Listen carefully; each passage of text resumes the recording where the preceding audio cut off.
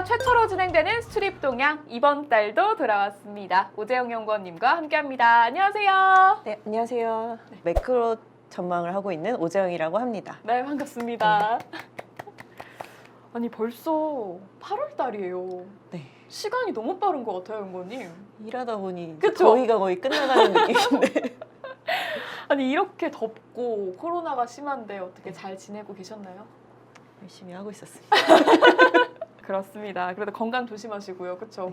네, 더위도 조심하시고요. 아니 오늘 제가 조금 들어오기 전에 기대를 했어요. 기사를 봤는데 7월 수출이 역대 최대치다 이런 기사들이 막 나오더라고요. 네. 이게 맞나요? 저도 어제 이제 집에서 일단 얼마 나왔을까 이렇게 딱 까봤더니 너무 잘 나온 거예요. 깜놀, 그쵸? 네, 그래서 네. 수출 경기가 여전히 굉장히 좋구나를 다시 한번 확인해 볼 수 있었습니다. 네, 조금 더 자세하게 좀 설명 부탁드릴게요. 네. 그래서 이번에 그 7월 수출 금액이 554억 달러를 기록을 했는데 지난 2017년 9월 이후 사상 최대 실적을 기록을 한 거고요. 네. 이제 지난 6월에 이번 6월에 좀 최대 금액을 기록할 수도 있겠다라고 네. 말씀드렸는데 지난 6월에는 좀 뭐 자동차 생산 차질 이런 것들이 있어서 조금 아쉽게 이제 3억 달러 모자랐는데 네. 이번에 좀 크게 증가하면서 이제 7월에 경신하는 모습이 나왔습니다.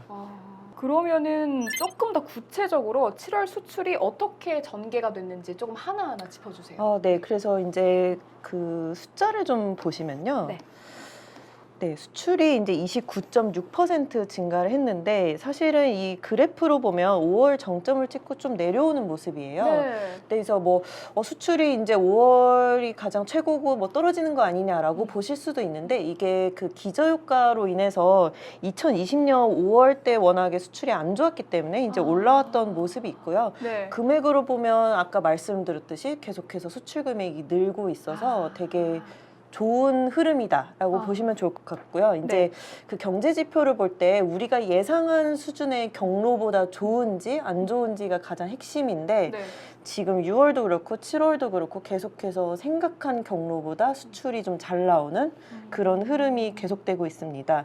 특히 7월이 중요한 게 하반기의 첫 달이잖아요. 맞아요. 그래서 지금 사실 우려됐던 게 첫 번째는 이제 델타 변이가 확산이 되면서 네. 혹시 경기가 좀 안 좋아지는 거 아니냐랑 두 번째는 그냥 하반기부터 글로벌 경기 회복 속도가 좀 느려지는 거 맞아요. 아니냐.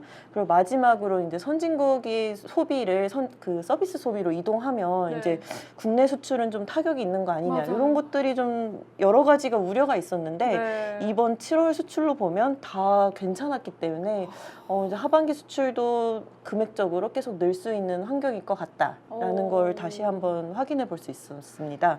그래서 그 앞에서 말씀드렸던 거 잠깐 그래프 보시면 그 지역별로 좀 먼저 말씀드릴 필요가 있을 것 같아요. 네. 9개 지역의 수출 지역을 보면 전년 대비 계속해서 증가하는 모습이 나왔고요.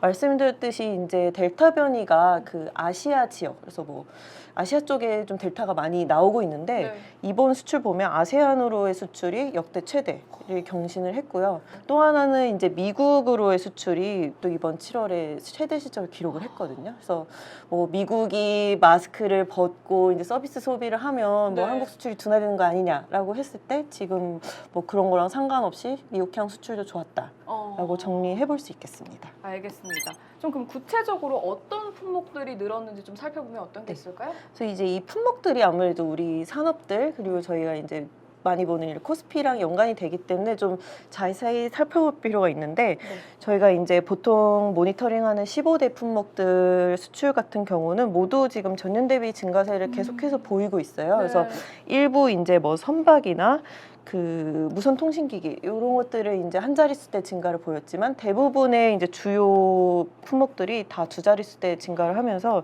굉장히 견조한 실적을 보였다라고 정리를 할 수 있겠고요. 네. 이제 품목들로 보면 사실 이제 어떤 것들이 딱 견해를 했냐라고 좀 볼 필요가 있는데 사실 올해 들어서는 딱 어떤 게 견인했다라고 얘기하기도 좀 어려울 어려울 정도로 정도로 좀 다, 다 네, 그죠? 괜찮아요. 근데 이번에도 이제 말씀드리면 이제 반도체, 자동차, 그러니까 전통적인 산업들도 좋았고요. 네. 이제 계속해서 이제 경기가 좋을 때 나오는 뭐 철강이나 석유화학, 기계 이런 수출도 계속 증가를 하고 있고 이번에 좀 특징적인 게 델타 변이가 좀 확산이 되면서 네. 그동안에 좀 살짝 내려왔었던 컴퓨터 재택근무 네, 이런 것 때문에 그래서 다시 올라오고 있어요. 그래서 디스플레이, 바이오헬스 이런 것들이 좀 특징적으로 올라왔다라고 좀 정리를 해볼 수 있겠습니다. 그래서 이게 지금 계속해서 수출이 좋기 때문에 사실은 이제 6월 증가율 대비 7월 증가율이 어떻게 변했나 이걸 다시 한번 볼 필요가 있는데 금액이 비슷하면 수출 증가율이 둔화가 돼야 되는데 네. 이번에 7월에 6월보다 더 증가율이 높아졌던 것들을 보면 반도체 그리고 아까 말씀을 드렸듯이 이제 디스플레이, 컴퓨터, 바이오헬스 이런 것들이 전월보다 더 높아지는 모습이 나오고요. 이제 이 추이로 봤을 때도 이런 것들이 이제 계속해서 조금 올라오는 모습이다라고 좀 정리를 해볼 수 있겠습니다. 되게 걱정을 사실 많이 했었어요. 이게 아무래도 하반기 정말 아까 말씀해주신 대로 하반기에 뭐 글로벌 경제가 되게 둔화되는 거 아니냐 성장이 이런 말도 있었고 또 코로나가 너무 심하게 막 퍼지니까 이게 아무래도 수출에도 영향을 미치지 않을까라고 생각을 했었는데 막상 이렇게 딱 결과를 보니까 헉, 웬걸 오히려 코로나 때문에 바이오헬스랑 그리고 뭐 디스플레이 뭐 이런 컴퓨터 쪽은 더 좋아진 모습을 보였고 그 외의 것도 굉장히 견조한 그런 실적을 나타낸 모습이었잖아요. 그렇다면 또 하반기에 대해서도 기대를 안 해볼 수가 없을 것 같아요. 하반기쯤 수출 전망 어떻게 보세요? 그래서 저희가 좀 하반기 계속해서 수출이 좀 좋을 것 같다. 그래서 다른 데보다도 더 좀 하반기 수출에 대해서 좀 강하게 보는 편이었는데 이번 7월 수출은 좀 이런 전망들을 뭐 이렇게 유지할 수 있는 근거로 볼 수 있을 것 같고요. 그래서 이제 3분기 수출도 전년 대비 20% 이상 증가할 것 같다라고 전망을 해볼 수 있을 것 같습니다. 그래서 연간으로 봤을 때도 저희가 한 18에서 20% 정도 증가할 거다라고 봤었는데 이번 7월 수출로 보면 이제 연간 20%도 증가할 수 있지 않을까라는 금액이 나온 것 같고요. 연간 금액이 올해 6,100억 달러에서 6,200억 달러 정도 내외를 볼 것 같고 그렇게 되면 2018년 이후에 최대치보다도 더 확대되는 그런 수준일 것 같다라는 측면이고요. 이제부터 좀 주목할 필요는 이제 그 물가들이 올라오면서 수출 물가가 계속 올라오는 게 있는데 수입 물가도 되게 빠르게 올라오거든요. 기억해 보면 작년 하반기부터 국내 수출이 되게 좋았잖아요. 근데 이제는 한국의 내수가 좋아지기 시작했기 때문에 수입이 증가하잖아요. 그래서 조금씩 이제 무역 수지 흑자는 좀 줄어들 수 있는 환경이다라는 정도까지 정리해 볼 수 있겠습니다.